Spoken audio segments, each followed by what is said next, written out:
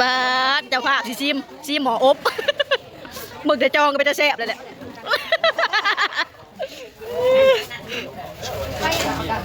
ปิ่นมาดูโอ้เบิร์ดแล้วก็ได้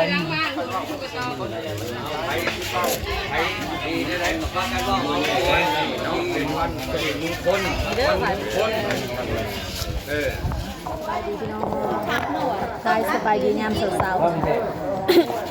นี่จะบุเถาพ่อสิสบายดียามเช้า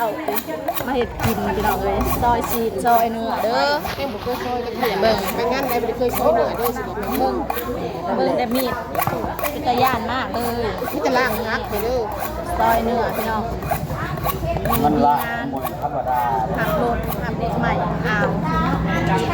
ก็มาเห็ดอยู่เห็ดกินจ้าบายดีน้องมะนาว พอเราบอกเราล้มกินหมูพอนะอีแม่อีพ่อไหม ซอยเนื้อพี่น้องเลย กินหมูสมัยการในกระดาษลูกหัว ถ้าลืมเลย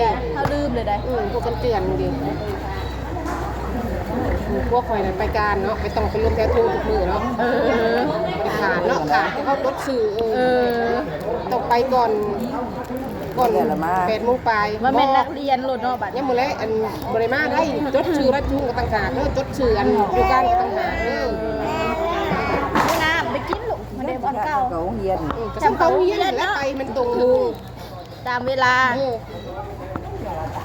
เขาลืมบยันแล้วเดี๋ยวเนาะยังตียังตีเมื่อน่ะเขาบ่ได้ไปได้ตูดได้เฮาน่ะใช้ตูดโอ้ยเช้าเลย เด็กบ่ได้ออกเลยเฮ้ยว่าเด็กบ่มีเงินก็ให้เด็กตูดได้ที่ไปอยู่เช้ามันเก็บที่เนาะเอ็งคือกันแล้วเอ็งเขาบ่ได้ไปได้เอ็งบ่มีเงินอ่ะอันนี้ทุกคนก็ว่าบรรยากาศกำลังคึกคืนพี่น้องเอ้ยซอยเนื้อเพิ่นล่มงัวขางัวนะเพิ่น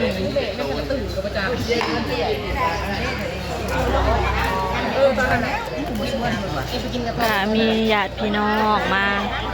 ขับมาคูนพี่น้องเลยโทรหามันบ่ได้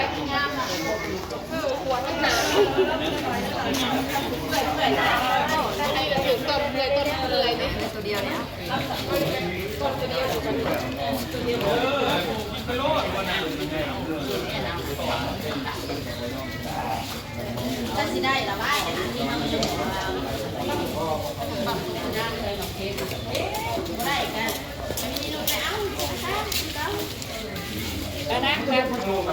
ได้เลย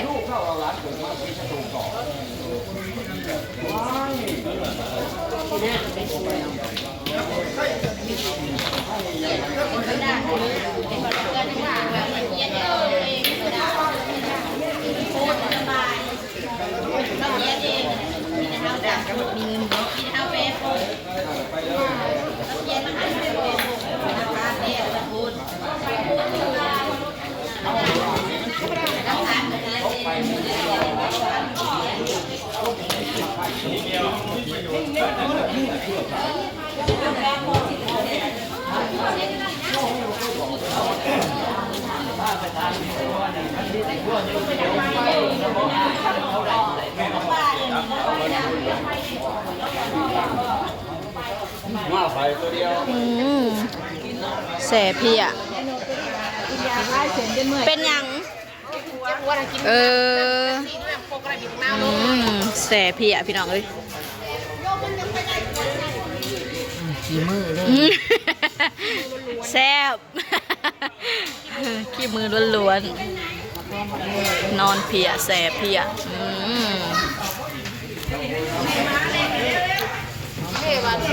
ลาบเนื้อ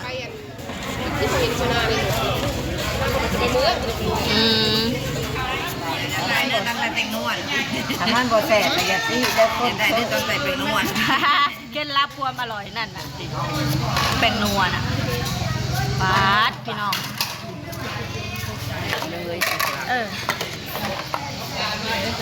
ที่เข้มมันจะเป็นเป็นท่วมกันดีจามเป็นควมยากจะทุกมือบ้านป้าอีเถาก็ไม่ใช่รถเริ่ม เค็ม นี่ไงโต๊ะเว้นเข้ามาน้ำโต๊ะบอกได้ ๆเอากระโทษบอกไม่บอกไม่จะท้องเลยเด้อกล้วยชุดน้ำมีกล้วยแล้วเขาก็บอกอีกกล้วยเลย เขาบอกให้บอกเบิ้ลคนนั่นบอกบอกเป แม่เขาบอกให้จอนน้ำ เด้อกระทำน้ำเด้อ เขาบอกเอามือสบายได้ถือกันให้เป็นอย่าโทรบอกกันนะเลยนะ บอกมาแน่บัดนี้หาเงินแต่แพงไว้มาซื้อรถขี่แน่เลยได้รถใหญ่ก็ได้รถจักรขี่น้ำบ้านเขาเอาหรอวะเอาอันลูกอิ่มนะก็ลูกไปเหตุการณ์2 ปียังไม่ได้ยังป้าไปเอาลูกอิ่มใครจะเอา เจ้าภาพสิซิมหมออบมึกแต่จองก็เป็นตะแซ่บเลยแหละ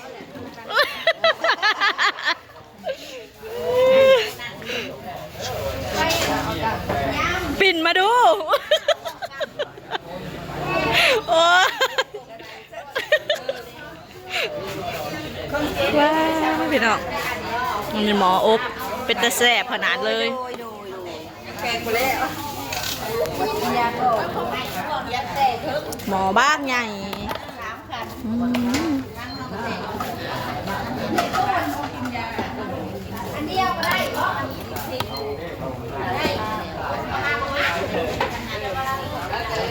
ปัญหาจะแต่งช้าให้3 ของเนาะ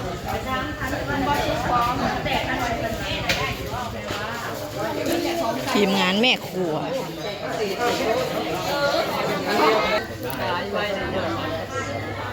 บรรยากาศยามเศร้าๆพี่น้องเอ้ยมืองามยามดีหับรถญาติพี่น้องมาคำมาคูนมากินข้าวสามัคคีวันรวมญาติอันนี้จะเป็นหนองทรายพ่อใหญ่ทอนพี่น้องคุณอ่าวหับรถใหม่นี่จะเป็นรถเกี่ยวเขาเด้อพี่น้องรถเกี่ยวเขารถดูดเขาแล้วก็ซิมีอันนี้เป็นเครื่องอย่างเครื่องอัดเฟืองรถเราก็บ้านเราก็มีครบเบิดอะไรพี่น้องเอ้ยมีถึงรถไถใหญ่ก็2 คันมีรถดำหับแก่หินแก่ทรายแก่แห่แต่ปีนี้เพิ่นก็ออกรถเกี่ยวเข่าแล้วก็สิมีอีกคันหนึ่งเป็นรถของลูกสาวเพิ่นเนาะสิหับพร้อมกันเลยในมื้อนี้ยัง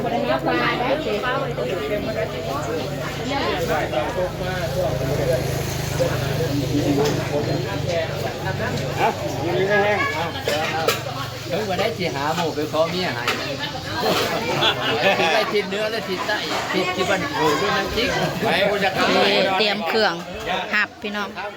ชิ้นพื้นแพรว่าขันหาน้ำอบน้ำหอมเขาสิไปหาเงินแต่งขันหับเรียกจังนั้นเขาก็มีผมมาส่งเขาสิมีแนวคิด2 คนได้แต่งประหยัดนักที่เงินที่มันเบิดอย่างเดียวครับอันโตเอานะโตเอาแรกว่าชูออกไปยุ่งมากอ่ะพูดที่เอาเขาเอาล้วนตัวเที่ยงก่อน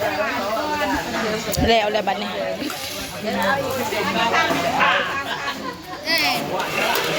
อาหารการกินพร้อมแล้วจ้ามีทั้งซุปทั้งดิบทั้งต้มม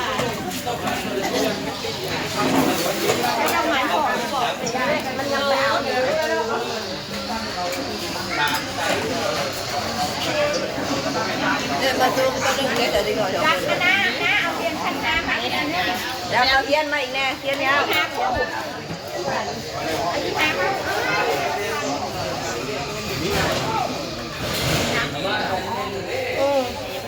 เจ้าของรถเพิ่นหากนมาเจ้าของรถคันนี้เป็นลูกสาวคนกลางพี่น้องออกใหม่ไปพ่อใหญ่ทอนยืนเฮียงกันด้วยสิท่าย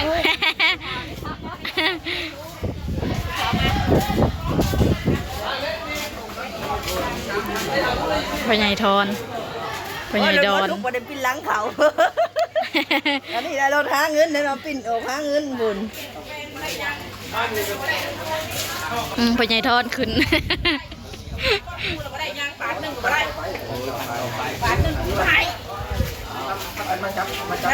มา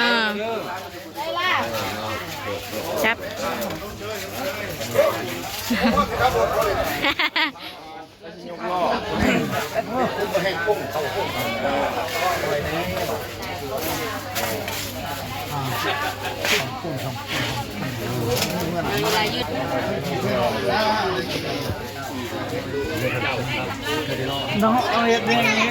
ว่าเล็กมันจะเบิดแล้วก็ได้เล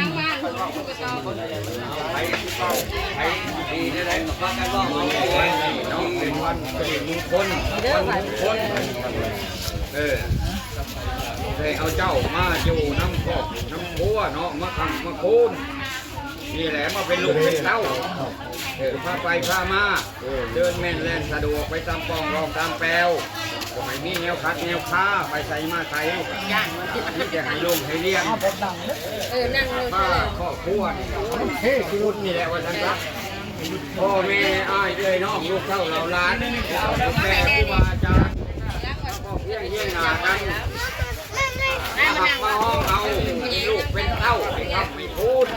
มาอยู่ได้กับที่แต่นี่ยังไม่ได้เขาแกมาดูเวลาผ่านไปยังไม่ได้ตัวเนี่ยดีงามๆดูดีกับเป็นงามเนาะจะมาเบิ้ลมันดอกมันเสือมันทายมันเขาแก่มันบ้านมันเมืองทำห้องพ่อกันเอาเจ้าเป็นลูกเป็นเต้าจะได้อะไรกันนี่เป็นคนถูกปีทุกอย่างนะ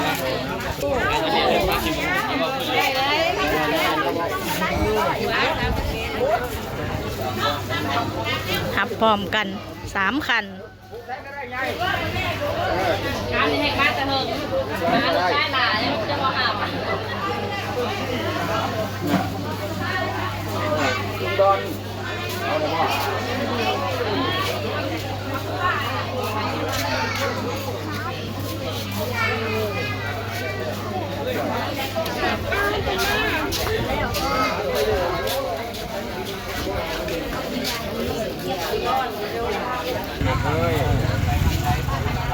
มีแต่มีช่องฟ้าก็งามๆเหมือนนี่บรรยากาศดีข้ามคูนขับขี่ปลอดภัยเฮงๆรวยๆแล้วรวยอีกพี่น้องเอ้ยพวกนี้บ้านเฮือนเขาเจ้าค้าขายหาเงินหาคำได้ค่ะออกรถอยู่ปีละคันพี่น้องเอ้ยน้องทรายหลาเป็นอันน้องทรายหลาพ่อใหญ่ทอดบ้านไกลๆกัน